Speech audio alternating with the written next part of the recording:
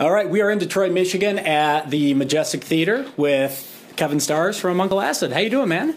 Good, thank you. Hey, thanks for having me back here. You know, hung out in Chicago, and you're sporting your Exhumer shirt. We're both friends with men from Exhumer. He's going to freak out when he hears this, by the way. You know that. Oh, of course, of course. I know. Yeah. I'm a big fan of his. Yeah, how do you know him? I'm not sure. We just met. We just meet at shows. He's come to a few of our shows. Yeah. Just hung out and talked music and stuff. So yeah, he's a good guy. Yeah, he's a really good guy. Yeah. You know, for somebody in a thrash band, he has the best like stoner and doom metal collection. Yeah, he's got just a wide taste in music, which is always good. Yeah, he's a great guy. Psycho Las Vegas, how was it? Very good. They cut our set short, but that's how it goes sometimes. Was it because there's too many bands, or did it just run late? I think somebody was running late, and we didn't want to piss off Blue Oyster Cult, who were after us, so we respectfully cut a couple of songs short. I gotcha. Yeah. Like, were people pissed? Did fans come up to you afterwards? Yeah. And I was like, well, nothing to do with us. Speak to the management. That sucks. Latest thing you just released is the Pusher Man single with an Iron Maiden tune on the back of it. Yep. I'm most interested in the Iron Maiden song. How did that come about? Kerrang asked us to do a song for a tribute CD, an Iron Maiden tribute CD, and they sent a whole list of songs, and I just thought, I can't do any of these songs. I can't. It's what were some of the songs? A lot of newer songs from the new album, the last couple of albums, and just some ones that just wouldn't fit our style. And I said, well, maybe we can do, Remember Tomorrow. And they said, yeah, that's fine, just do it, So took a day, we just did it, and that was it. And it came out really good. So we put it on the B-side of the single. Yeah, it does sound good. Is Remember Tomorrow just your go-to Maiden song, or was it just at the particular time? It's one of my favourites. That and Phantom of the Opera is probably my favourite Maiden song. Dude, that would have been a great song. That would have been good. But this one was slightly more suited to our style. Yeah, I think, it is. It seems like everybody's covering Remember Tomorrow. Like Opeth did a cover of it. Wow. Metallica just did a cover of it. Yeah, actually, their cover I think was on the original Kerrang tribute CD. Yeah, it might have been. Yeah. So when I talked to you in Chicago last year, I had asked about Volume 1. And at the time, you were like, yeah, I'd like to release it. Is that something that's ever going to see the light of day, or is it just like so far on the back burner? No, it definitely will. I think after the touring's finished this year, we'll have some time to start working on stuff like that. So that's cool.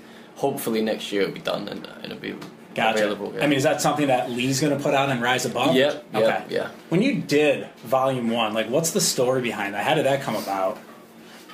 Just a collection of songs that I had. I was unemployed at the time, so I didn't have a job, and it was just kind of, all over the place, and just started writing songs, recording them, and I had enough to put out music, so I just thought, well, I'll release it. Couldn't afford really to press 1,000 copies or anything like that, so we did the least amount that we could sort of get away with, which I think was 30. And I kept a few for the people that worked on it, and then put the rest online, and it took like 6 months to sell, 25 copies. Yeah, and they're on CD too. Yeah, just CDR, whatever. It's...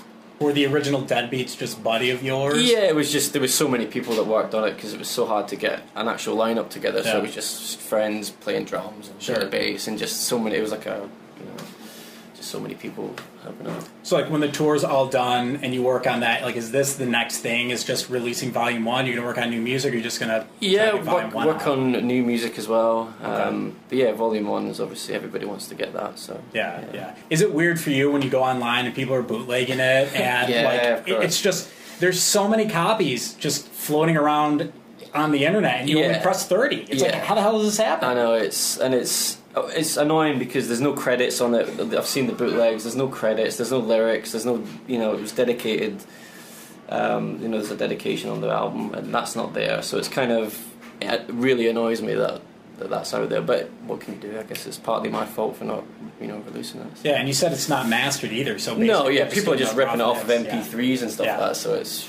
Yeah, I'm sure the people spending $300 for the bootleg picture disc are getting a really shitty quality. Yeah, and some idiot recently brought it to me to sign it, and he thought that we released that, and I said, this has never been released on vinyl. I don't know why you thought this was, because I made some stupid comment on the. I can't remember what I said. Yeah. But he wasn't very impressed by that, but I said, well, you brought it to me, it's obviously we haven't released this. You can just 2 minutes online, you can tell that we haven't released it, so I don't know what you were expecting. Like, does that make you upset and ruin your day, or is it just like you kind of roll your eyes and... You just get... You roll categorize and just say fuck it. I gotcha. Yeah. You said you're working on some new music. I know all the records kind of have like a little bit of a theme. Do you start off with like a theme in mind? Do you start off with riffs? Like how does a record come about? It kind of depends. I've got a couple of ideas for themes and stuff like that, but mostly it's just collecting riffs and stuff like that and working on melodies and then seeing where that goes. Sure. When you guys did Bloodlust, because I know it's like the, you know, like the Witchfinder General, Mark of the Devil thing, like were you watching all those witch movies and it just came about, or is it just like a thing in the back of your head? Yeah, I mean, I'm a big fan of film Witchfinder General with Vincent Price,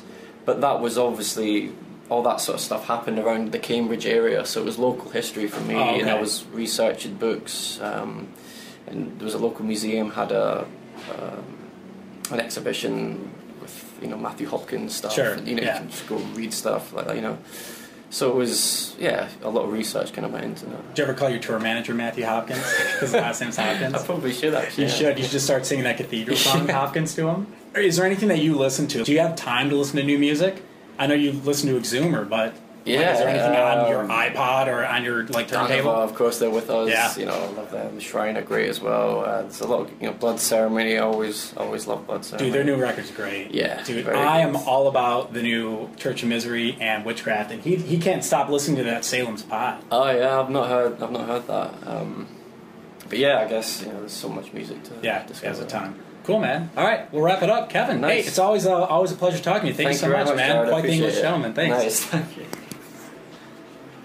How do you stop this thing?